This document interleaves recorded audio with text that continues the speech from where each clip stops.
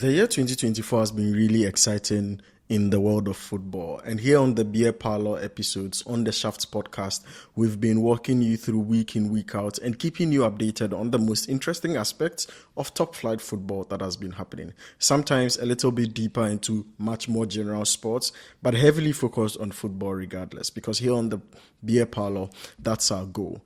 Now, the year is coming to an end and we are rounding up. Some of the top issues that we've seen this year has been Chelsea sacking of Pochettino and bringing in of Maresca and how well he's doing in the Premier League and all of competitions. Is England eventually deciding to go for a non-English manager in Thomas Tuchel and the controversies around it. You look at Manchester United's delayed decision to sack Ten Hag and it eventually having to happen because it was inevitable right from the start of the season.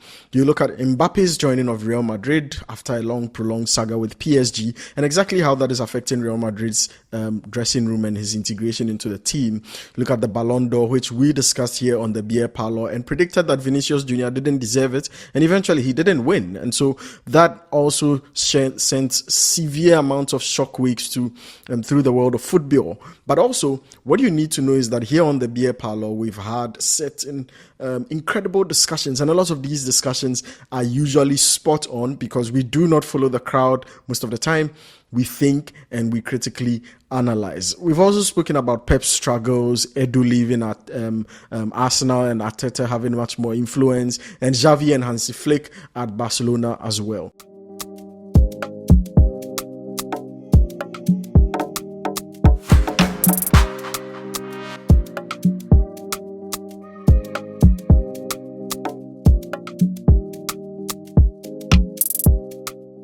On this episode today, we're going to do something much more exciting. Instead of reviewing what the year has been, we are going to analyze all of that and use that to predict what is going to be the dominant themes in the world of football in the year 2025. And you should let me know, because in this episode, I don't have Erasmus here, but I'm doing it with you guys. So I want you to also share your thoughts in the comment section as to what you think are going to be the most dominant themes and the most hot topics in the world of football next year. And I mean top flight football next year. Let me know your thoughts, but also let me know your thoughts on the outline that I have, on the issues that I'm going to be touching on. And if you think I missed anything, or if you think there's some parts that I wasn't exhaustive on, definitely leave your thoughts in the comment section. I'll give you a shout out in the next episode and we'll definitely have some fun. And so on this episode, I want to speak about some of the things that have been going on in the world of football and how they're going to shape next year, 2025. And I'll start from the English Premier League. I'll move to La Liga, I'll go to the German Bundesliga, and then I'll come back to the English Premier League as well. So first, let's start with the English Premier League. And there's a club that is currently in crisis, both on financial fronts, with charges, and on strategic fronts on the pitch as well, in Manchester City. And I want us to start from there. Now, Pep Guardiola who is one of the greatest managers. Give that to him. Hats off, Pep Guardiola. One of the greatest managers in world football is having his team face the most turbulent period in their season. And since he took over, they've probably never had to deal with such challenges. They've gone 12 games and only won one. And Pep Guardiola is currently struggling really to mount a title challenge in the Premier League. Now, since the start of the season, when Pedri got injured and a lot of other senior players got injured, he struggled. And a lot of people boil it down to him not really having a great succession plan, because there were some players who left in the summer who were very influential in his success, but then he didn't really mind. The likes of, the most obvious that comes to mind is Julian Alvarez, who left to Atletico Madrid, who is doing really well, but Pep Guardiola eventually just didn't find a replacement for him in the summer, or let's say the club didn't. Now, Pep faces those critical points where it will be interesting how he iterates his team to fix his deplorable form in the year 2025. And I think that's one of the hottest issues that's going to kickstart the year, mainly because once the January's transfer window opens on the 1st of January, a lot of people will be looking at what signings are Manchester City going to be doing to try and bolster their squad and improve on the kind of performances that they have. And I think these signings are always going to be influenced by Pep Guardiola and his tactical evolution that he wants to do. Is he going to do that? Who knows? Maybe, most likely, because we've had some rumors from the Athletic, from David Ornstein and some of the top football reporters. But also, you look at a few other options on the table for Pep, because we've known him for tactical evolutions, right? This guy is a brainiac. He's evolved the game so much more. In recent times, he started moving centre backs in John Stones into midfield instead of inverting his fullback, which he himself made dominant in the game. And a lot of the time takes people by surprise. And he thinks and he evolves to fix situations. And so what people are looking at is he going to try and do something like that? Is this whole thing a tactical experiment that he's just struggling to fix and figure out? But then when he works, it's going to be some mind-blowing tactical evolution that a lot of people are going to sit and have to wonder, why didn't we see this coming?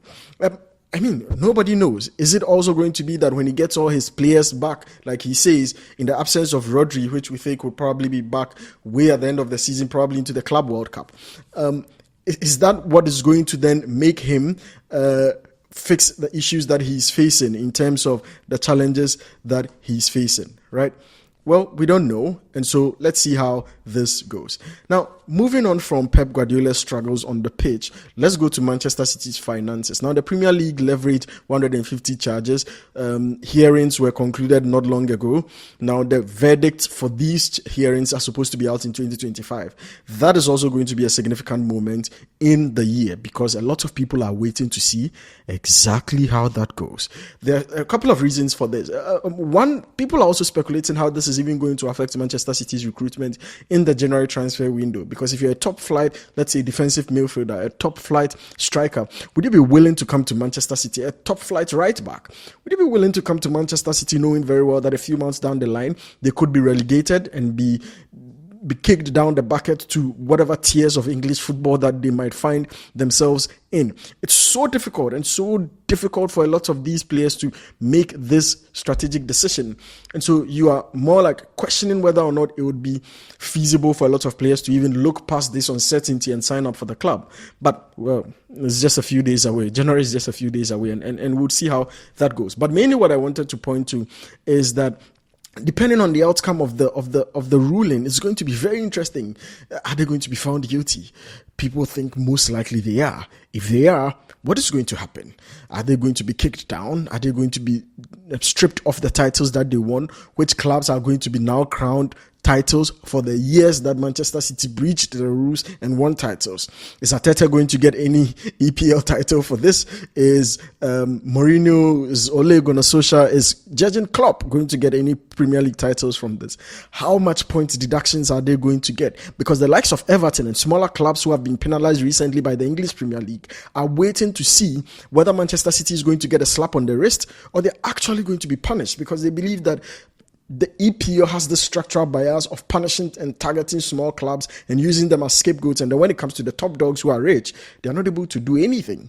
And so it will be really interesting to define the metrics of equality and the metrics of fairness that people feel within top flight football. And I think it's one of the major points. And when that happens, or should that happen, what also becomes of the Premier League and its top four competitions? And clubs now going to start pumping lots of money into their squad building, because now they know, well, Pep and Manchester City are no more in the picture. So if we do really well, we could actually win the title, right? Are these all drastic changes that are going to be happening in 2025, depending on the outcome of the ruling against Manchester City's 115 charges? And much more interestingly, there have been a lot more charges filed in recent weeks. And so, pending the 115, there are even a lot more that are also going to be investigated, and we are yet to see the outcome of those as well. And so, obviously, Manchester City is one club that you cannot miss at the start of 2025, and you need to be looking out for them and how they are going to shape the world of football. The second club that I want to talk about in the Premier League is Chelsea. Now, Chelsea are doing really well, and they are going strong in terms of the kind of performances that they are putting in. Their famous slogan in recent times, "We are not in the title race," yet they sit second pretty in the league, and their fans are daydreaming. Now, Chelsea not being in the title race is an interesting conversation, because if the year ends and they are outside of the top four, it would be probably one of the most hectic seasons for them ever. But Well, they are doing really well. Erasmus is a very strong Chelsea fan. For those who don't know, Erasmus is my co-host on the Shaft podcast. And so, yeah, I wish them well. I have a couple of friends, Ralph, Bannerman, who might be brokenhearted if Chelsea actually starts not to care about the title race and starts putting in abysmal performances. We are waiting to see that day. But most importantly, I think Enzo Maresca's performance is going to be checked a lot in the year 2025 to see. And there are two coaches that I think are going to face this. And shockingly, they are both at the top of the Premier League table, and Slot and Enzo Maresca, because these are coaches who have come and have hit the ground running in terms of impressive performances that they've put in. Now, a lot of people say, well, it's because the rest of the league has not caught on because some of the top clubs are facing issues. And when they really start to face the big competition, they would struggle down the line in the season. Who knows? Some people say what would be Liverpool's unraveling is, I'm recording this on Christmas Day, is Mo Salah's Christmas post beside the Christmas tree in the Christmas pajamas. Well, haters are waiting. Let's see what happens. But I mean, this is really fun to look forward to see how these two clubs are going to continue their growth and their evolution. And let's see whether or not they actually are able to sustain the kind of dominance. And if they do, what does that make of Arteta and his evolution and transitioning at Arsenal? Would people start viewing him as a failure, or would he still be hailed by the media as he is now? Let's see how those go. And so these are two top issues that I think is very, very important for us to look at in the year 2025. Shifting our horoscope right to Spain. Let's talk about the Spanish La Liga. And it's going to be fun because the Spanish La Liga has three teams at the top of the table, and all of them have a bit of things that we can look out for in the year 2025. So let's start with the table leaders, Atletico Madrid. Now, Diego Simeone, hats off. This coach and manager has been incredible for Atletico Madrid. And I think a lot of people downgrade him or do not find him exciting. Therefore, when you are mentioning very, very, very top-notch coaches in the world today, people don't look at him. Probably also because people see his allegiance and loyalty to Atletico Madrid and never consider him any manager that's leaving, right? And so it's one of the reasons. But he's currently leading the league table, and he's incredibly done well with a game in hand compared to Barcelona. Same games as Madrid and Real Madrid, and leading with 1 point. And so it's a really exciting thing. And we look to see how things turn out for Atletico Madrid in the year 2025. Are they also able to maintain that dominance? Are they going to be the people who determine who wins, even if they themselves don't win the title? I think it's really exciting the position they find themselves in as the year turns around. And it's really, really going to be exciting. Now let's talk about the third placed guys. Barcelona. Pascal is watching me. Pascal is a friend. He works with us on the Shaft podcast as well. And at the start of the year, he was very excited on his status and posting and Hansi Flick. And oh God, never a blessing seen in my life before. Well, today, unfortunately, Pascal doesn't post a lot about Barcelona again because clearly they are down the drain. They are in pains and their hearts are aching. Much more from an analytical point of view and not from people who would say I'm wearing the Madrid jersey and that's why I'm hating on Barcelona. First of all, I'm a Ronaldo fan, and so yeah, I love Madrid.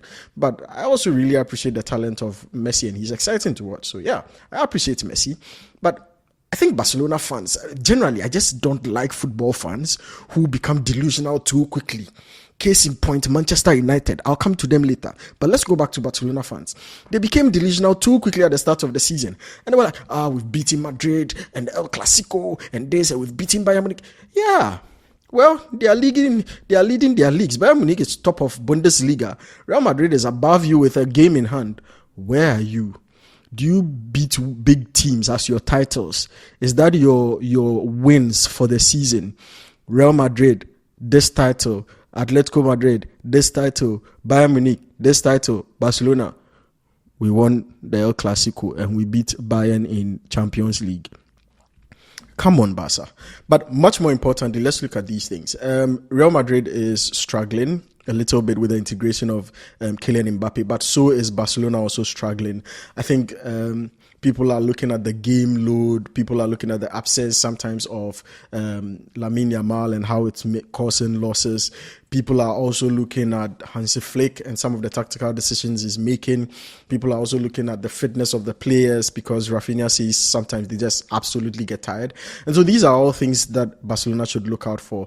But I think the bigger thing for Barcelona fans would be if the season comes to an end in 2025 and Hansi Flick doesn't perform as well as Barca did last season, where would his fate be? And I think Barca fans who are watching this, I want you to answer this question actually. Do you think that Hansi Flick should be kept even if he performs at the end of the season, if you review his performance and you are not above like the level that you were in terms of table rankings compared to last season, where you guys said, well, Xavi had this, Xavi that, and eventually Xavi turns out to have performed better than Hansi Flick's best season and most exciting and proliferating and thrilling season. What should we do? And do you think that Barca should keep him or he should be sent packing? But let's talk about Real Madrid as well. I mean, all of these issues that I'm pointing out, the pretext to them are things that we've been discussing on the Shaft podcast. So you should be able to go back if you want to understand a lot of these contextual issues and understand the interesting perspectives to them. You should go back and watch some of the episodes on Hansi Flick versus Ancelotti, who is going to win the race to the title. So go back and watch the games on Pep Guardiola, the videos on Pep Guardiola and his tactical struggles and how he can fix it, on Kylian Mbappé and his integration into Real Madrid and all that. But yeah, on this part, I just want to mention that Carlo Ancelotti would also be tested, same as Pep Guardiola, in the year 2025. I think he's currently starting to bounce back with some wins, but the biggest headache for Carlo Ancelotti as the year turned around, in terms of turning around or turning the corner, is like at the end of the year, has been his integration of Kylian Mbappé, but also injuries that he's facing in Real Madrid. But he's still been managing to put some he's still managed to put some performances together. I think the most important thing here is for people. We'll be looking at, for people like me who are a lot more analytical of the game, we'll be looking at which of these two genius coaches are able to fix their teams and go on to win titles.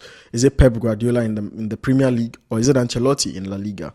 And if Ancelotti is able to manage to fix the issues he's facing at Real Madrid, and Pep Guardiola is not able to fix the issues he's facing at Manchester City, for me, it becomes like a settle of the debate. I would start rating Ancelotti much, much higher than Pep Guardiola. Don't get me wrong. Both at this time, Ancelotti is a madly respected coach and manager. But I think people would say Pep Guardiola, given his win and success rate, is much more higher, slightly higher above him on the pecking order. And I think at this point, people are starting also to question the resilience of managers in tough times. And so hopefully at the end of next year, that would become a huge defining moment as to whether or not these coaches are able to fix their challenges. Mbappé has started picking up some form, but I hope that Ancelotti will be able to fix his issues. Obviously, I say I hope because I'm wearing a Madrid jersey and it's nice and all that. But yeah, he would also be judged, and Mbappé really would be judged on his legacy in Madrid as soon as possible. And people have already started judging him, because next year's Ballon d'Or, the next Ballon d'Or, if Mbappé is not a top contender in that Ballon d'Or, and people would just say it was worthless, because we've heard people say like, yeah, Madrid already had the best left winger in the world before they signed Mbappé. And that's a tough one to take for Kylian, but Vinicius is Vinicius, and Mbappé would have to rival him. And hopefully it's healthy rivalry as well. So that's that for the Spanish La Liga. Now, let's pick our horoscope. Then a little bit.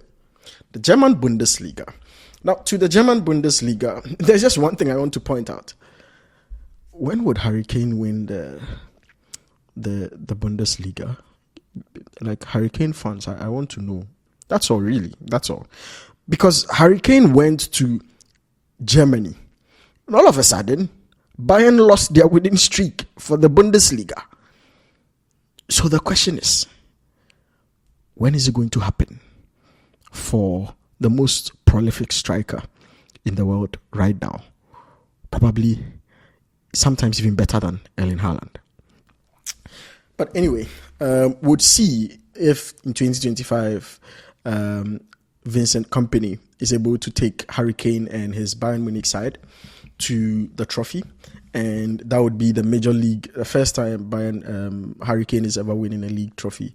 But also that would be a big win for Vincent Kompany. And on the Beer Parlor, again, we did a tactical analysis and a big discussion about the appointment of Vincent Kompany and exactly why it is really important for the world of football, especially for the appointment of a black manager in the German Bundesliga, in the highest rated team.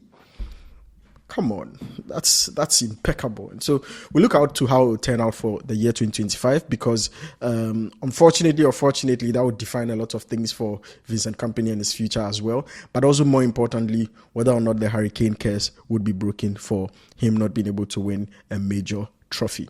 Now, let's turn around and come to the center of the world before we go back to England. Okay, so at the center of the world, let's talk about the Club World Cup.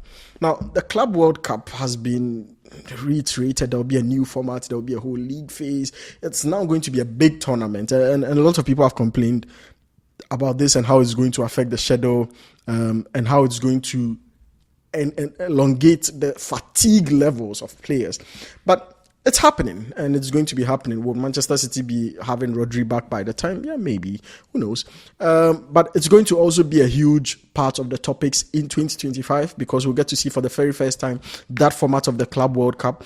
We'll get to see how they manage that with schedules. We'll get to see real time the effects on players and all that. And we've seen also recently the rise of players advocating against the amount of game time that we have.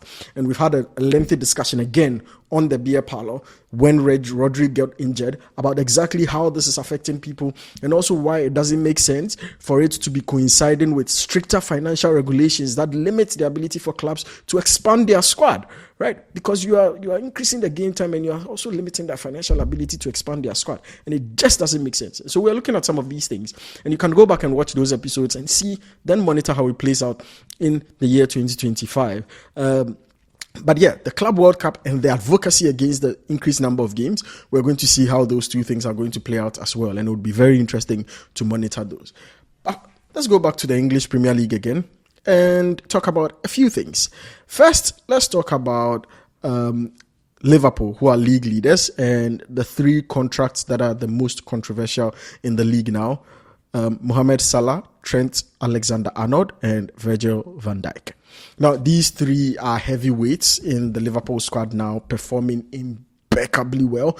And people are thinking, when exactly are these guys going to get their contracts renewed so that Liverpool fans would be able to have their peace of mind? Now, one of the most recent episodes that we did on the Beer Parlor was to talk about why this is down a lot to the previous leadership structure before the current one, in the transition period of Jurgen Klopp. But also more importantly, why Liverpool has a huge, complicated decision to make. Now we're waiting for how these decisions will unfold in 2025. And I tell you, depending on how it will unfold, it would radically change, either for the worst, the Liverpool's future in the next 5 to 10 years, or for the better and a much more sustainable future in the next 5 to 10 years. So, I mean, it would depend. We are waiting to see how these things play out. But eventually, that would be one of the defining topics in the year 2025. Secondly, let's talk about Ruben Amorim, because Ruben Amorim eventually was appointed after Erik ten Hag was famously sacked by Manchester United. Now, Ruben Amorim has come in. He says that he doesn't have preseason. He's now basically playing like 6 different players or changing 6 different players every single match. Ruben Amorim now is falling out with Marcus Rashford, disciplining Alejandro Garnacho, and there are a few things that are like not going so well for him. But he still seems to be inspiring, communicating well, and all that. And people are looking out for, well, he took them in the middle of the season when their season were going downhill anyway. And so people are saying, well, let's see how that is going to go with Ruben Amorim in the year 2025, because he's now learning about his players, he's now finding weaknesses, he's now identifying areas that should be fixed. And in the year 2025, when he gets a full preseason, would be able to assess whether or not he's actually the right manager. I think Manchester United fans and Manchester United hierarchy are actually going to accept anything downhill from this point on, up until the season ends. And then in 2025, when the season begins, when the new season begins, after a preseason in the summer, we would be able to see where Ruben Amorim really stands. And so he will be a hot topic to look out for. And I bet you it's either his career will be made in 2025, or his career will be destroyed in 2025. And mark this down, and I'll come back to it. Why? Because the same for Erik ten Hag when he joined Manchester United. When you join Manchester United, it's either you fail horribly and your career is over because you never become an attractive coach again, or you succeed extremely well and you're probably the most genius coach alive. And so that's the test for Ruben Amorim, really. And 2025 is a big year for him. It's either going to make or break him, and we'll see exactly how that goes. Let's also talk about Kylian Mbappé. I've already mentioned him and how he's going to be settling in the in Madrid. But people have also said if it doesn't go well for him, are there any English Premier League clubs who will be looking out for him? Yeah, maybe. Let's see. But that's also rumors within the space. Let's talk about Mikel Arteta as well. Now, Mikel Arteta has been at Arsenal for some time now. He's been seen as one of the most successful managers in recent years in the Premier League, even though he's not won anything, which is weird because EPL media can actually frame someone for being very successful without winning anything. It's just a new theory for me. But Arsenal fans, don't get angry with me. I'm just pointing out facts. But more importantly, I think Mikel Arteta is going to also be on the hot seat in the year 2025 because now people are starting to demand a lot more of results, not in terms of winning matches, but silverware. Why is the closet still empty and dusty? Arsenal, Arteta. Yeah. People are expecting him to be able to fix those things much more. And so we look out to whether or not Arsenal will break their trophy curse. Well, again, Spurs, also from London. Yeah, they also said they are going to break their trophy curse. Can't get see their manager, Ange Postecoglou, who says he usually wins in his second season. So let's see. Well, the great Jose Mourinho wins everywhere he goes, was won by Spurs. He wins, but Spurs won him because Spurs broke his winning streak. Like, it's so funny because to achieve it, they went to the most ridiculous extent to sack him a day before a final, just so that he won't win. That's the extent to which they went. So I'm not sure whether the witches and wizards and witchcrafts and the hierarchy of Tottenham are even going to agree for Ange Postecoglou to win a trophy, even if he wants to. Would they sack him when he gets to a final? I think Ange Postecoglou should actually be careful and not make any final, because once he does, he should start counting and taking interviews because they might actually sack him. And so these are all issues that are going to be obviously popping up in the English Premier League that would have to look out for. But yeah, there are a few clubs that are really doing well. And so let's see the defining things. Marcus Rashford is also most likely going to be leaving Manchester United. Genuinely, I don't think he's a great player. He's good and talented. I don't think he's a great player, and I don't think he's conducted himself in a way. Maybe he's also unfortunate for being part of this Manchester United squad. But yeah. But one more thing about Manchester United. I think they've had sparks within this year, and I think 2025, mark my words. I'm sounding like a prophet in this episode. 2025 is a year where we are going to judge whether or not Manchester United have turned the corner in wasting from their old ways of wasting young talent. Wasting young talent. Look, where are these young talents? If I put a list here some time ago, let's see. Rashford, Greenwood, Martial, Lingard. All these guys are talents that were wasted by Manchester United. When they broke onto the scene, they were like going to be defining the next 30 years of English Premier League legacy. Where are they? Nowhere to be found. And now they have Menu, Ahmad, Garnacho, Højlund, Zexi, who are all very talented players. And so we're going to see, especially Menu, Ahmad, and Garnacho, who are like players that came, Garnacho, for instance, and Menu came from the academy. Ahmad has been there for a while. And these are players that are extremely talented and are playing showing some signs of extreme elite mentality and success. Well, let's see how it goes. Because under Ten Hag, Garnacho and Menu were doing really well.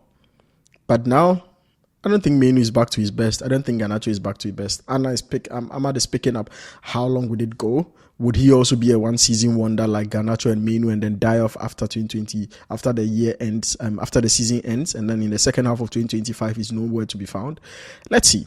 But Manchester United has become a graveyard for young talent, and we'll see whether or not in 2025 that curse will be broken.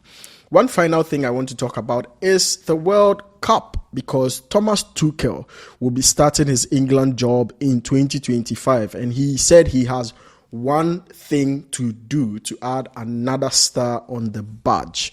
And so he's promised to win the World Cup for England. And in 2025, we'll be seeing whether or not he's able to bring the best out of the England team and make them winners. Because from his friendly matches and his competitions, we'll be able to see whether he is worthy and he's able to bring in silverware. And so that's one thing that I'm sure everybody will be excited and looking forward to. We did an episode, a really good episode, breaking down Thomas Tuchel's ability to win with England. And a lot of people said, yeah, he can win the World Cup. So let's see whether we'll see the signs in 2025. This has been an episode of the Beer Parlor with me, Andrews, and we've been discussing mainly what are the things that are going to be defining top flight football in the year 2025. Like I said, this episode, I've been doing it with you. Yes, you who is watching right now. And so let me know your thoughts. Let me know your comments. Let me know exactly which issues you have spoken about that you think is actually going to be the most defining. Let me also know whether you think I missed out anything. If you also think that I hated on your club, let me know. But that being said, thank you so much for being on the Shaft podcast. Thank you so much for being with us on the Beer Parlor throughout the year. There's so much more fun stuff awaiting, and 2025 will begin with really, really hot episodes. So be on the lookout. Leave your likes, leave your comments, subscribe, hit that bell button for notifications on the Shaft podcast and on all our episodes on the Beer Parlor. And it's been an amazing 2025. Have a happy new year and Merry Christmas.